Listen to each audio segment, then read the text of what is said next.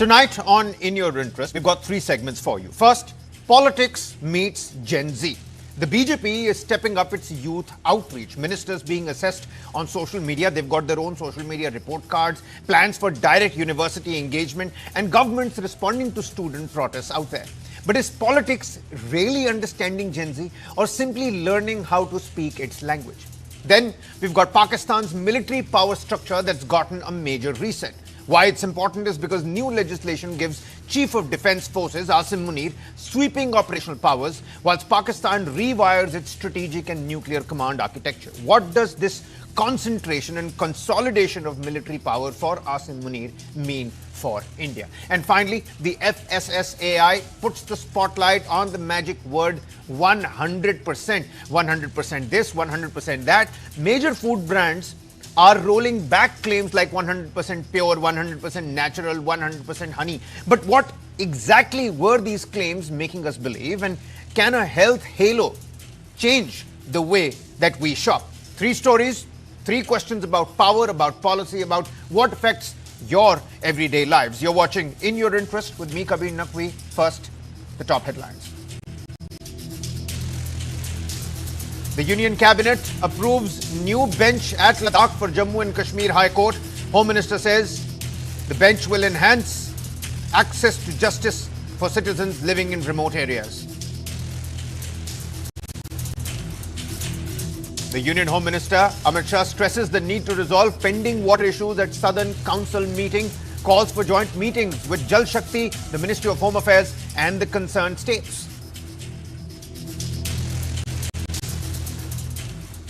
The Apex Court constitutes a 5-member body headed by its former judge R. Subhash Reddy to conduct independent inquiry into allegations of excessive use of force by police and security personnel during the 20th July student protests. BNP's Mirza Fakhrul Islam Alamgir elected as the 23rd president of Bangladesh. Alamgir defeated Oli Ahmed, the candidate backed by the 11-party opposition alliance. Asim Munir becomes Pakistan's Chief of Defence Forces, consolidating control over all the three services. This new position grants enhanced constitutional protection for Munir as he gets legal backing.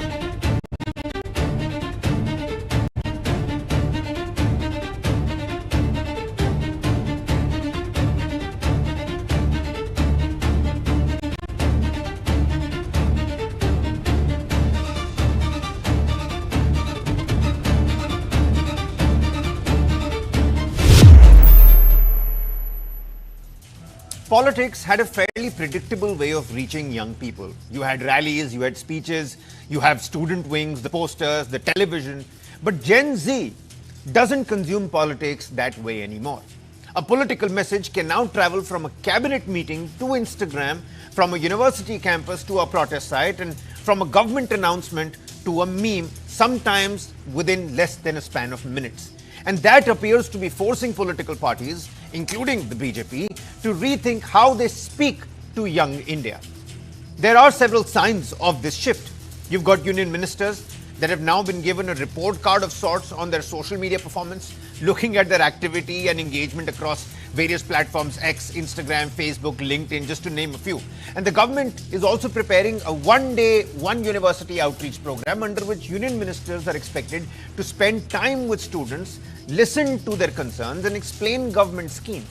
Prime Minister Narendra Modi has also asked ministers to visit government schools in their own constituencies, look at the facilities, engage more younger audience out there. And this comes at a particularly interesting moment because young people are not just being spoken to, they are speaking back. Student protests over teachers, over infrastructure, basic facilities. They've emerged in different parts of the country. Case in point, Uttar Pradesh. The UP government has taken note of these protests that we saw in Azamgarh, that we saw in Lucknow, and is looking at more direct engagement, including the possibility of some young officers speaking directly with these young protesters. There is also a talk of a youth policy in Uttar Pradesh. There is even consideration of a youth commission that could give students a more direct channel to put forward their concerns. But there is another side to the story, because whilst governments are talking about greater youth engagement, Uttar Pradesh has also tightened rules, just like Rajasthan, around outsiders and YouTubers entering government schools and recording without permission. And in Kerala, a completely different episode has raised another question. How does authority actually speak to young people? Governor Arlekar's comments followed the Kerala University Vice-Chancellor's cockroaches and lions remark, turning a conversation about students into a wider debate about how institutions perceive and address the young. So, is this simply a new communication strategy? Or is something deeper happening here? Is politics finally adapting to the language, the expectations, and the impatience of the Gen Z? Is a stronger social media presence enough out there?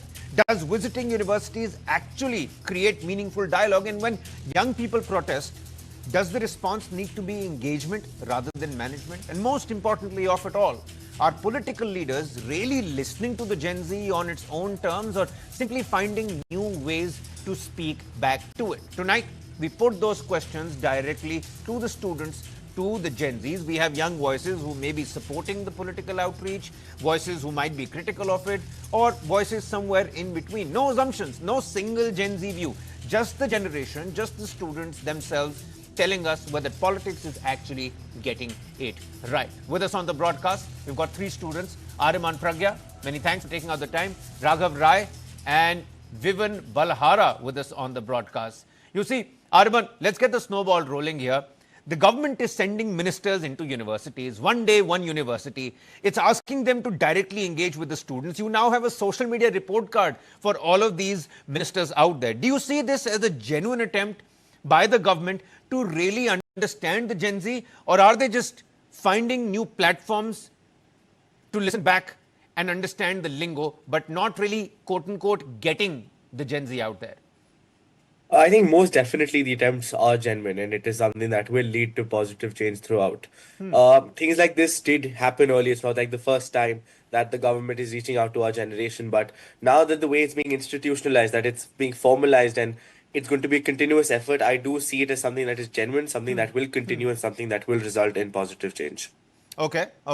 Raghav, what's your take over here? What do you think is missing from the current outreach that could make the younger population out there a little skeptical about what's happening? Of course, it sounds really great on paper. You know, young officers meeting out with the young protesters. Case in point, the Lucknow, protest that we all saw, the Azamgarh protest. But infrastructure and teacher shortages is not something that's absolutely new. And suddenly, you've got all these social media requirements that now our netas also have to go through. So our prime understanding and the operative portion to understand here on the debate was whether the government is genuinely approaching the students or only approaching the platforms where these students are, quote unquote, viral.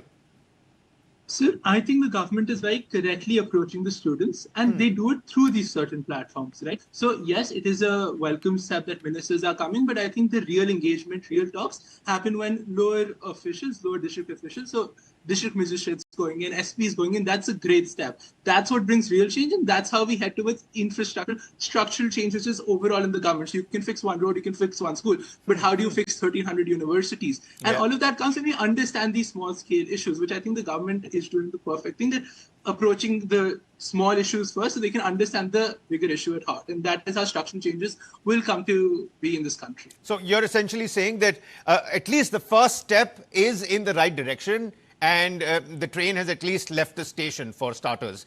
Vivan, what's your take here? I'm going to come back to you. Let me bring in all the panelists here. Does the BJP, or, given any political party at this point in time, actually understand the issues that the Gen Z cares about, the jobs, the education, the AI upskilling, the cost of living, or is it still speaking older political language, but on a new, fresh platform? Well, I certainly think that now the government is more aware about the issues. But countering to what Raga said, the main thing that needs to be focused on right now is that while these issues have been raised, Yeah. how long will this be sustained? Will this be a 1 year thing? Will this be a 6 month thing? If these issues are sustained and if they keep on, because as we said, there are so many schools that the teacher to student ratio is not the greatest. And these require long-term solutions, which the government has to fully commit to it. It can't be a 6 month PR campaign Yeah, where they yeah. post on social media and stop it. It needs to be continued and it needs to be sustained. And only then Yeah. will actual change be brought. How much do you think, Vivin, social media engagement is important for the politicians out there today? Can a minister who truly understands, the algorithm, can a minister who truly understands what really sells on Insta and X actually connect better with the young voters? Is that the criteria in today's time? No room for actual governance, no room for, whether the politician is actually delivering. As long as the politician understands the social media and the algorithm, it's good enough for them? I would completely disagree in that sense, because if you're an MLA or if you're an MP and you're posting on social media, it doesn't matter. It depends on what work you're doing in your constituency. Now, the main thing is that this protest has basically brought to everyone's awareness the mass mobilization that social media can take place. So, definitely, I think our government and our ministers should utilize it as a way to engage it. But just because they can get views doesn't mean it's going to translate to actual voters, and that's what the youth has shown, that we care about actual solutions, actual accountability. So you can post on social media all you Yeah. want, but it depends on if the groundwork is actually happening. All right, all right. Ariman, you see, if because the government today in this youth pivot is talking about direct engagement, the youth officers sitting across the table with the young voices, if let's say you had 5 minutes with a union minister in your college, what is the one issue that you'd want to tell them, not to essentially explain them the issue, but really want them to listen to? See, I think 5 minutes is obviously a very little amount of time, but I would take it on a slightly new direction, because they're making an attempt to understand social media. They're making an attempt to understand education policy, but something which I think they should pay more attention to is how technology and education should interact, not just in colleges, but in schools and with our new education policy as well, because that is something I think it needs younger voices. It needs younger voices when it comes to policy making, when it needs younger voices when it comes to the ministerial responsibilities itself. So that is something I would wish to highlight if I was given the opportunity, that we are in the future, our policies are Yeah. evolving, and they need to evolve even more if we want to truly Viksit Bharat. So they're trying, but the actual confluence of technology and education is still missing. But hey, the operative point is that the politicians and the governance, structure is trying to do that. Raghav, this initiative called One Day, One University, do you think it's going to reap benefits? This One Day, One University visit, can it really build trust if students feel their concerns are not being acted upon? It's just the politician coming to us, speaking to us, probably a couple of pictures, and then those pictures go on social media, on Instagram, on X, but nothing new is happening. Can it really build the trust? Yeah, I think what really builds trust is good governance, right? If there's real work done, it doesn't matter whether a minister knows how to use the algorithm or not. If you build good schools, if you build good universities, if you have good education, it will translate to the electorate. The electorate will get the message. And I also believe that the government has always known about the problems in the system.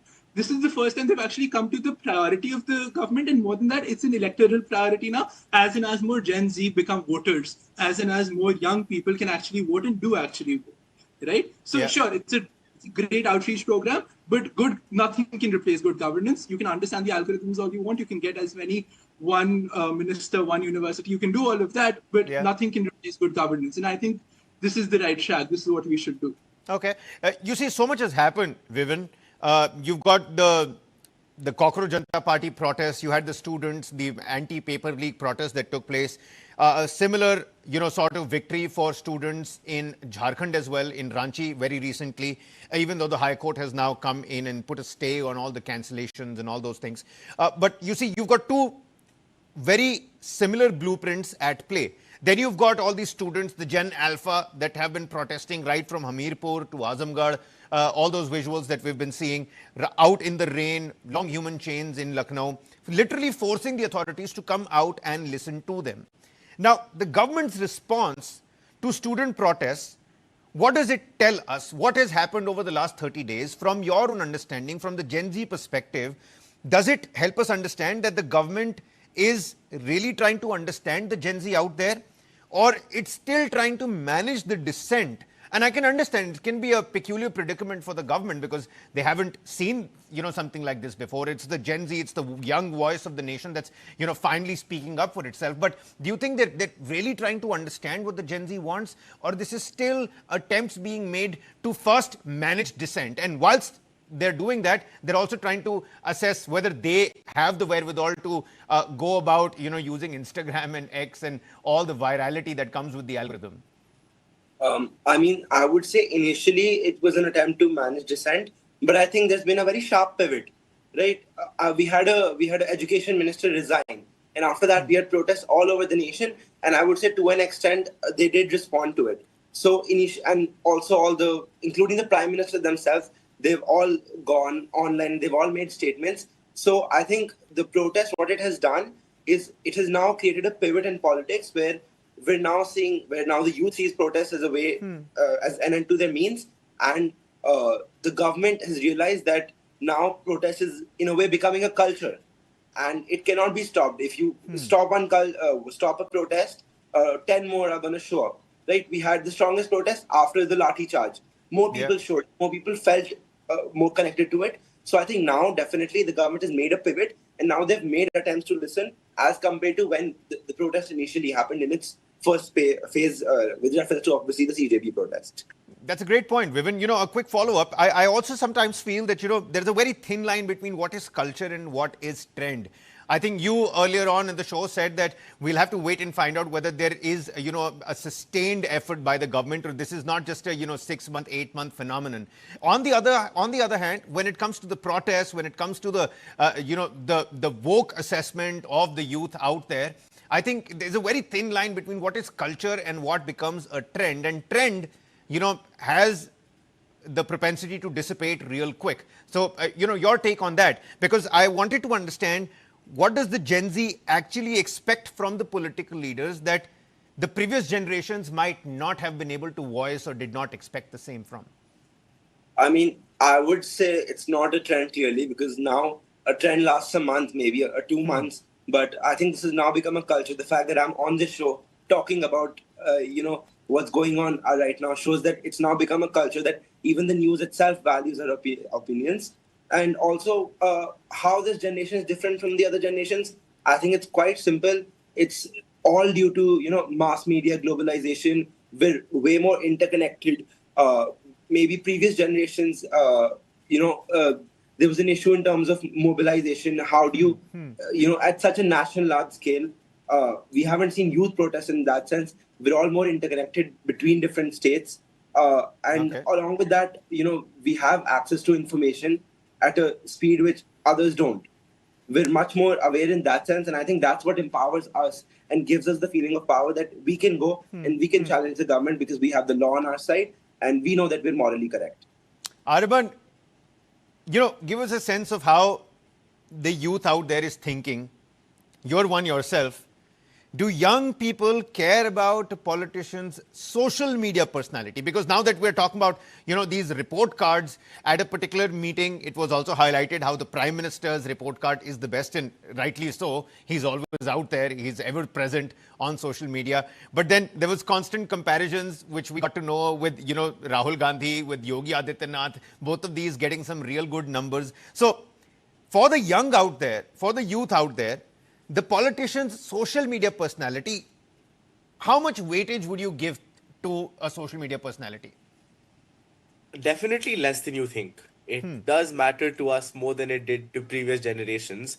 We see what they post, but we know it isn't them talking to us. We know it isn't them interacting to us. There's, in most cases, a massive team that goes behind every word they put out.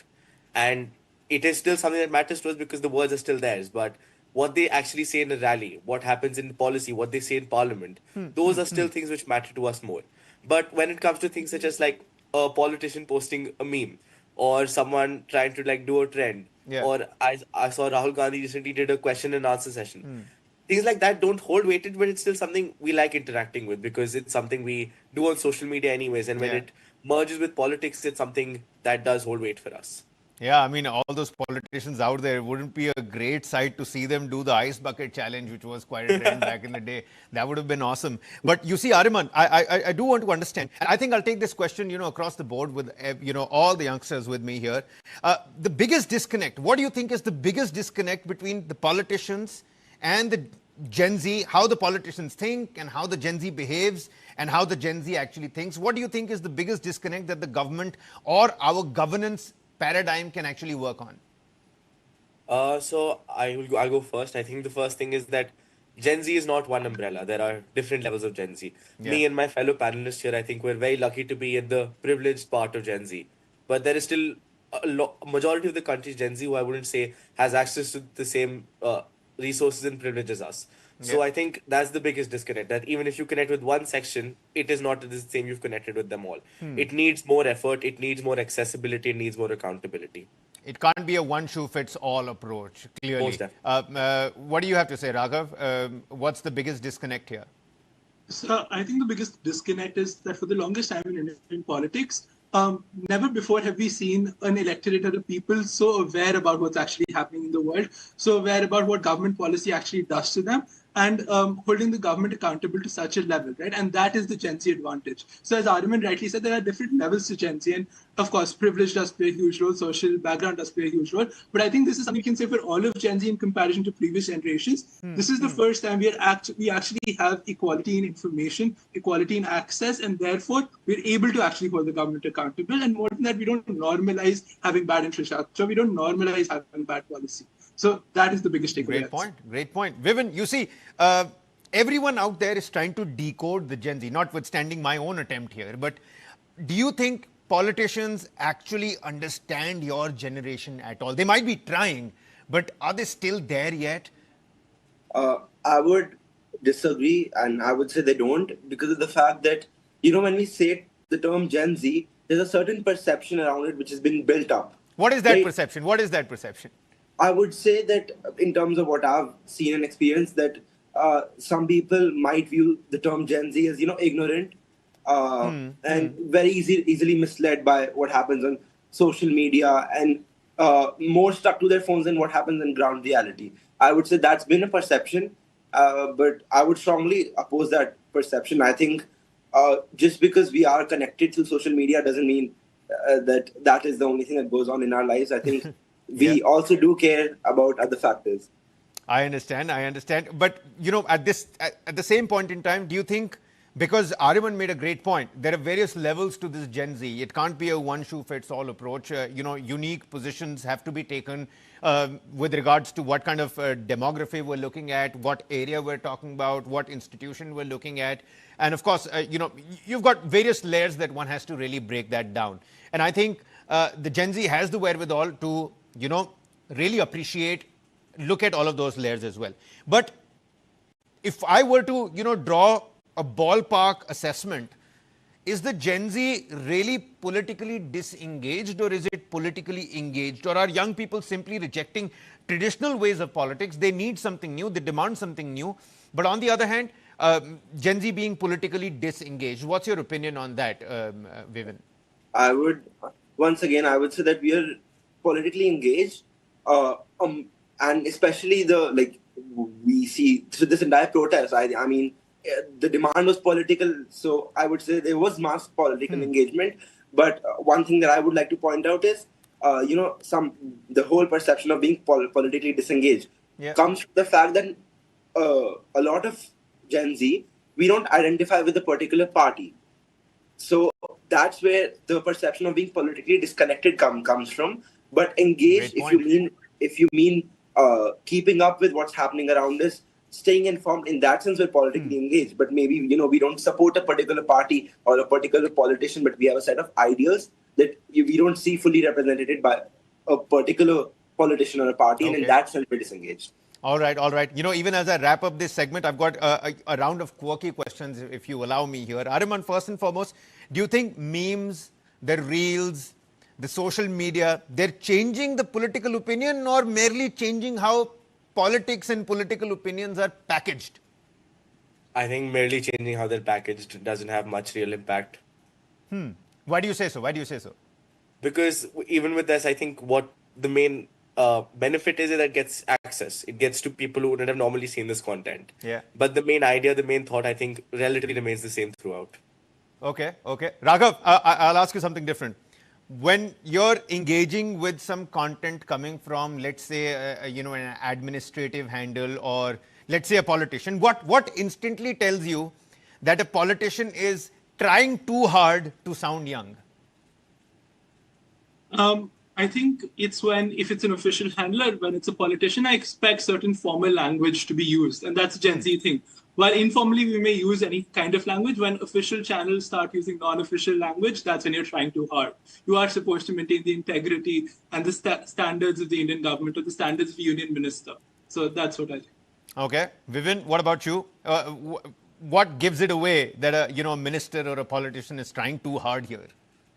It's simple when they try and insert words that don't particularly fit the context. I mean, we saw it in Parliament with the usage of words like delulu. I would agree with Raghav here that there's a certain sanctity of the Parliament which needs to be maintained, and using slang doesn't change the message, but it makes it a little bit of a joke, which I don't think it should be in the Parliament. Okay, okay. I don't want to bring this down to just mere lingos, but this new pivot that we're seeing, is it yay or nay? What do you have to say? I would say nay. Nay. All right. I would say yay. Yeah. Okay. Ariman, if you were to complete this sentence, if politicians really want to understand the Gen Z, they need to stop Pretending they do. And that was the operative portion. I'm glad this is coming into full circle. So the government is trying best with its pivot, but is it pretending more than actually doing the good stuff out there? I think it's too soon to say, but the good point is, and the silver lining is, that the government is really listening to the youngsters out there. The youngsters are forcing the authorities and the institutions to come out and listen to them. And on that particular front, you've got the government that is trying all sorts of new things. You've got one day, one university, you've got direct engagement, you've got social media reports. So something's got to give somewhere. So the BJP clearly trying to change the way it reaches young India from social media engagement and university outreach to a more direct response from student protests. But Gen Z is unlikely to judge politics simply by how well politicians speak to its language. They should stop, quote unquote, pretending. That's the verdict that we've got from the students here. Ariman, Raghav, Vivan, many thanks for taking out the time and speaking to us here on News9. Always a pleasure to be speaking to you with you young lads. All right, the real test is whether young people feel heard, understood, and actually represented. Those are going to be the criterion to understand whether the government is really trying their level best. Because getting Gen Z right isn't about going viral, it's about earning their trust. A quick commercial breather here. Our second segment right on the other side. Keep it within your interest.